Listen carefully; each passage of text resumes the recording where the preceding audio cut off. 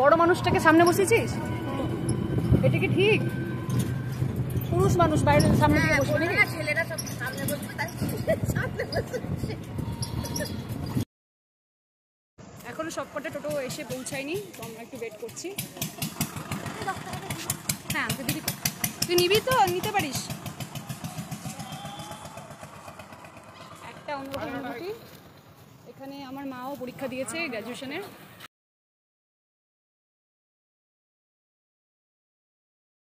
এই তো বৃষ্টি চলে এসছে। বৃষ্টি তুমি আছে পড়বে না।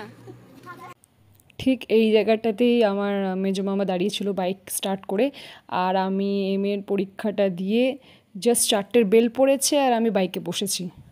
স্মৃতির পাতায় এটা আজীবন থেকে যাবে, তাই সব সময় মনে পড়ে। আর সেদিনকে গিয়ে আবার পুরনো মেমোরি মাথায় ঘুরছিল। তো যাই হোক, আমরা চলে যাই। কলেজের পিছন দিকে হয়েছিল, কলেজের পিছনে অনেক বড় মাঠ, তো আয়োজনটা ওখানেই হয়েছিল। এখানে স্টেজে উঠে আমরা একটু দেখে নিচ্ছিলাম যে কেমনভাবে আমরা দাঁড়াবো, কেমন আমাদের ফরমেশনগুলো হবে। এটাই আমরা কিছুদিন আগে রামপুরহাটে করেছিলাম, তো সেই স্টেজ আলাদা ছিল, এই স্টেজ আলাদা। এত গরম ছিল সেদিন, ভাবছিলাম কিভাবে রেডি হব।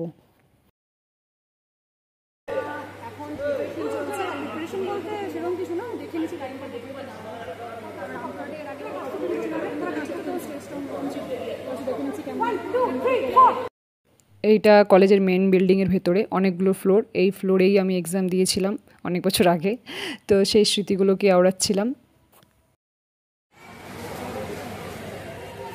সুয়োকে আমার ভাই শেখাচ্ছে কি করে ধুতি পড়তে হয়। জীবনে তো একবার পড়েছিস তুই পুজো করতে গিয়ে। ইতিমধ্যে সবাই